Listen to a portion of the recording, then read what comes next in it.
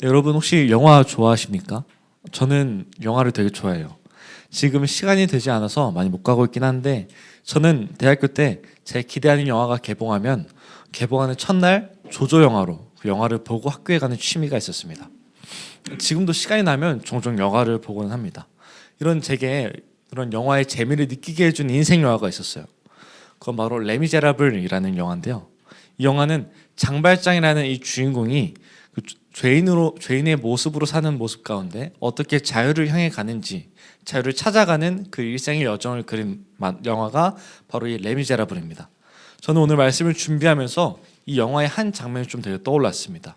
그건 바로 프랑스 혁명 전날 밤에 수많은 인물들이 단 하루를 앞에 두고 각자의 마음과 선택을 드러내는 장면인데, 이 장면에 이런 노래가 나와요. One Day More이라는 노래인데, 이 노래 가사 중에 이런 가사가 있습니다. 단 하루를 앞에 두고 누군가는 자유를 선택하고 또 누군가는 혁명을 선택합니다.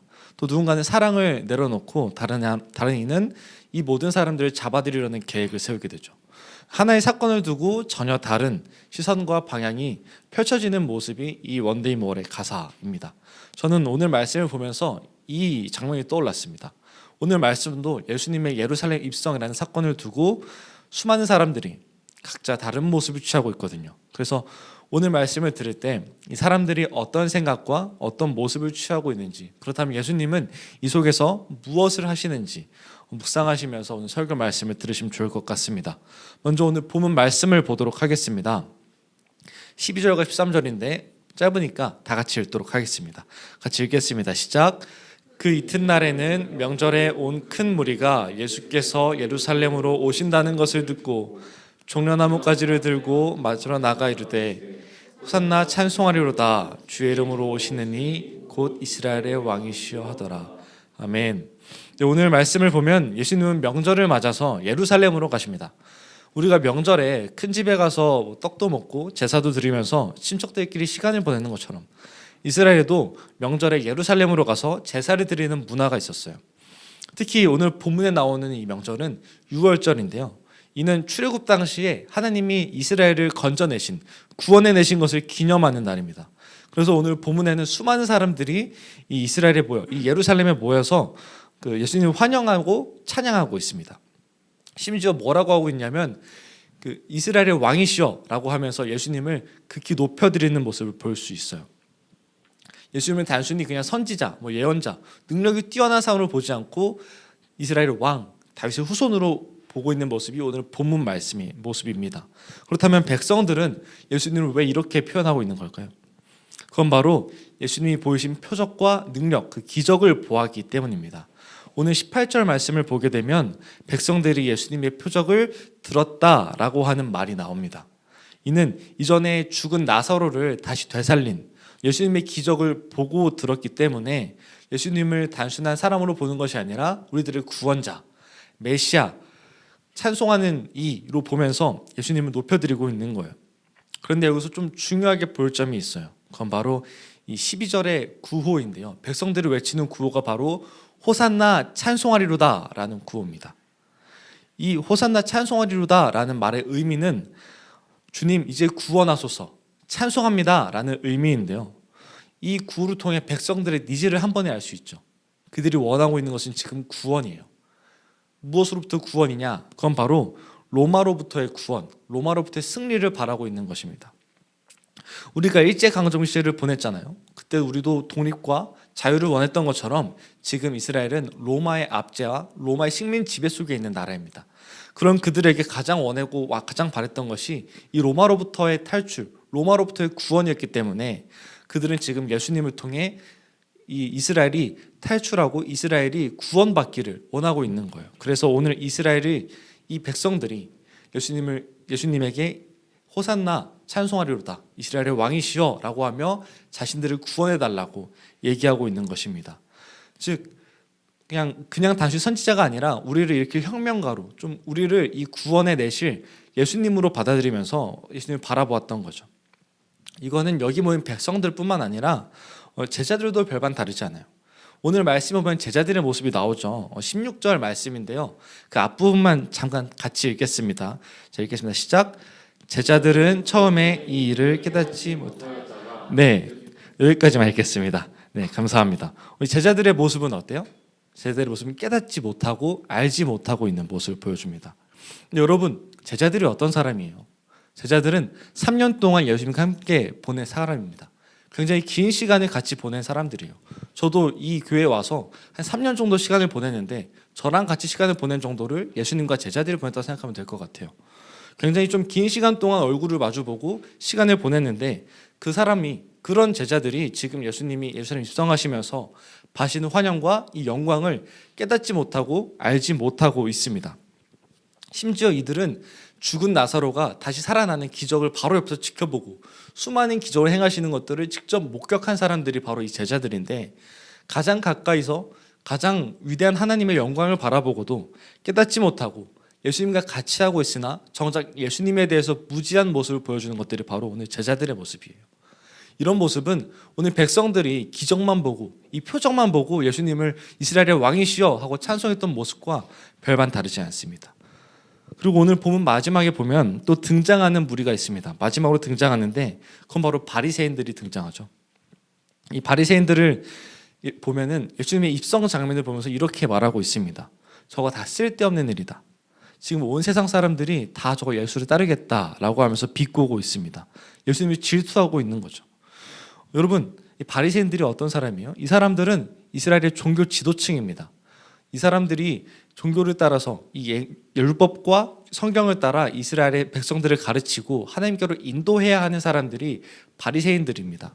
그런데 지금 바리새인들이 관심 있는 것이 율법과 성경을 통해 백성들을 가르치는 것이 아니라 오직 대중의 관심에 관심이 있습니다. 대중에게 관심이 있는 거예요. 지금 백성들이 예수님을 따르니까, 백성들의 관심이 오직 예수에게 있으니까 저걸 어떻게 다시 나에게로 돌릴 수 있을까? 저걸 어떻게 해야 다시 자기네들에도 돌리고 나에게 가지고 있는 권력을 유지할 수 있을까에 지금 혈안이 되는 게 지금 바리새인들의 모습입니다. 그래서 지금 이스라엘 바리새인들이 예수님을 보고 질투하고 저거 다 쓸데없는 일이다라고 하며 얘기하고 있는 것이죠.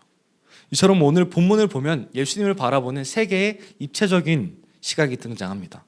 백성들의 기대, 제자들의 무지, 그리고 바리새인들의 질투, 이렇게 세 개가 등장하게 되죠. 이 세 가지 시선을 한 가지로 압축시켜 보면 이렇게 말할 수 있을 것 같아요. 동상이몽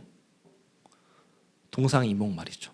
그들은 모두 같은 예수님을 바라보고 같은 예수님의 예루살렘 입성이라는 사건을 바라보고 있습니다.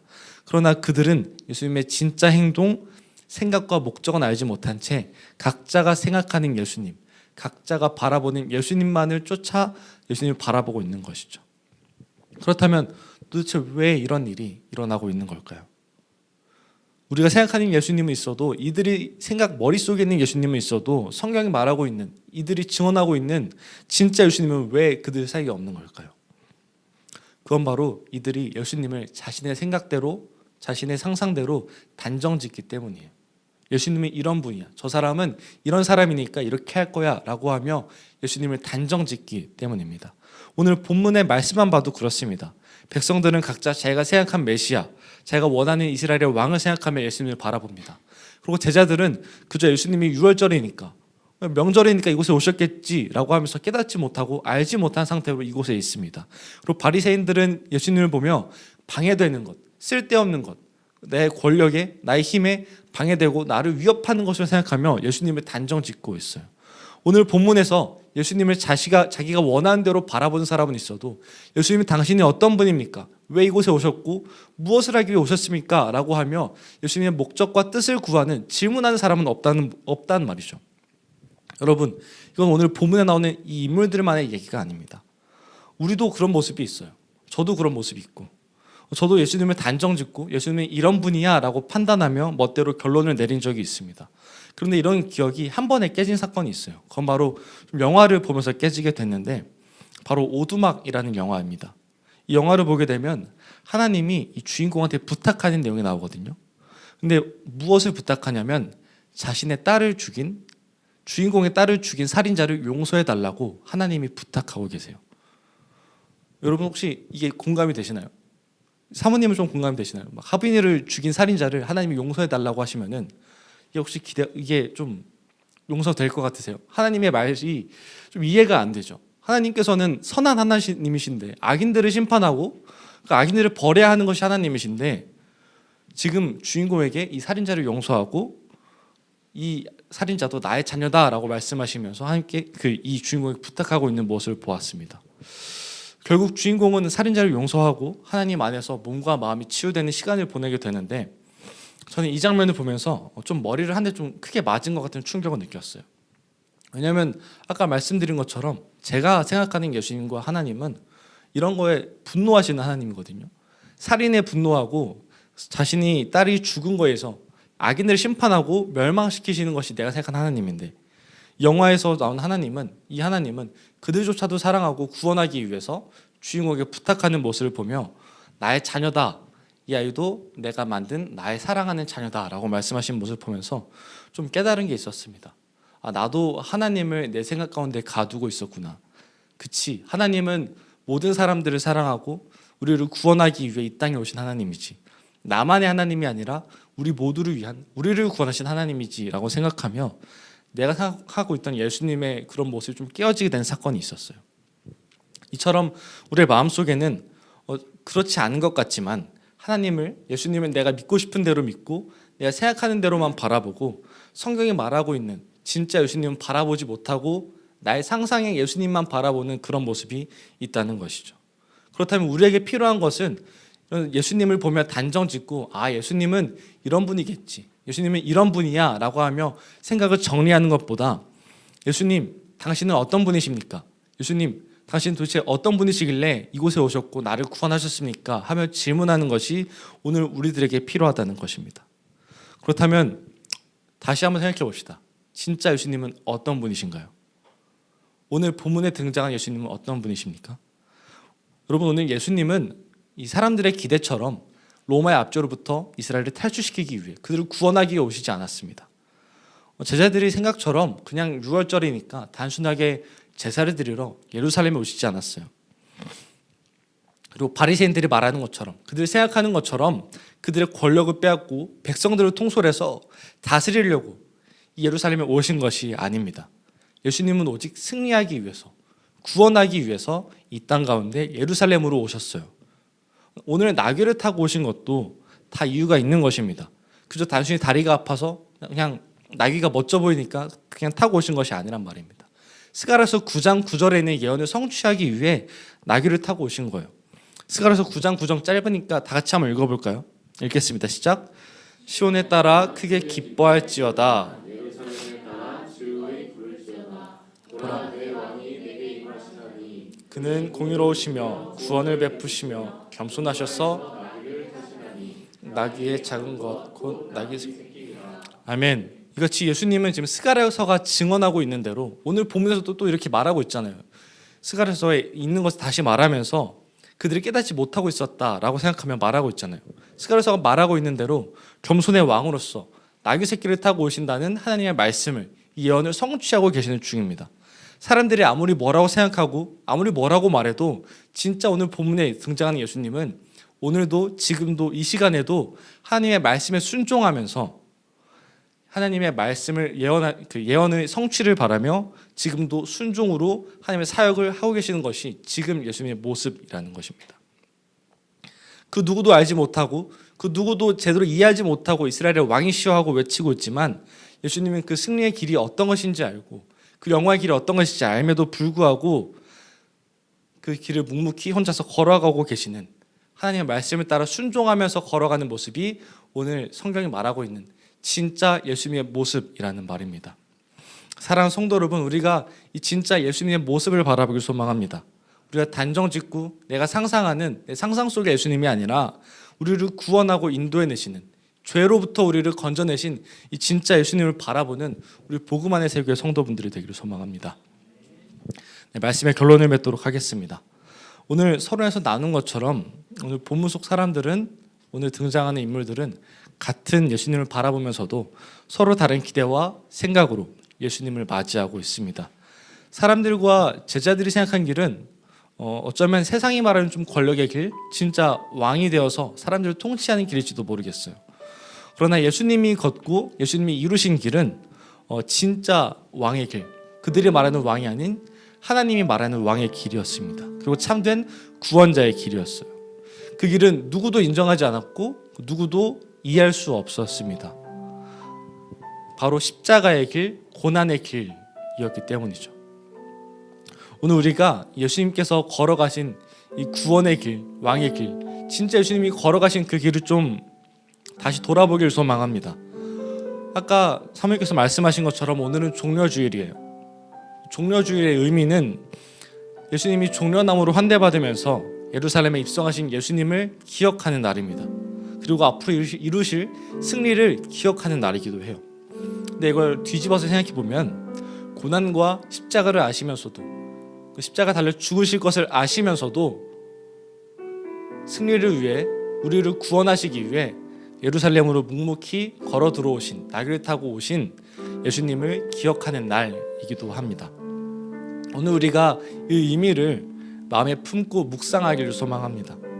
우리가 생각하는 세상의 길이 아닌 하나님이 이끄신 고난의 길을 선택하신 예수님, 십자가를 향해 걸어가며 묵묵히 이 세상 모든 죄를 지고 걸어가신 그 예수님을 좀 바라보길 소망해요. 여러분들의 마음속에 어떤 예수님이 있는지는 잘 모르겠어요. 그러나 확실한 것은 이제 우리가 바라봐야 될 것은 우리를 위해 구원하시고 이 땅 가운데서 하나님의 말씀에 순종하시며 우리를 이끌어내신 십자가를 지신 예수님을 좀 바라봐야 된다는 거예요. 오늘은 종려주일이고 이제는 오늘부터 고난주간이 시작됩니다. 내일부터는 예수님의 성전 정화 그리고 십자가 사건까지 수많은 일들이 일어나게 되거든요. 예수님의 십자가의 고난을 기억하면서 이 시간을 좀 그냥 흘려보내지 않았으면 좋겠어요. 이번 한 주를 조금 더 예수님을 깊이 묵상하기를 좀 소망합니다. 나를 구원하신 예수님, 나를 살리신 예수님, 나를 좀 만나주신 예수님을 좀 바라보며 우리가 좀 신앙으로서 처음 하나님을 만났던 그때를 생각해보길 소망합니다.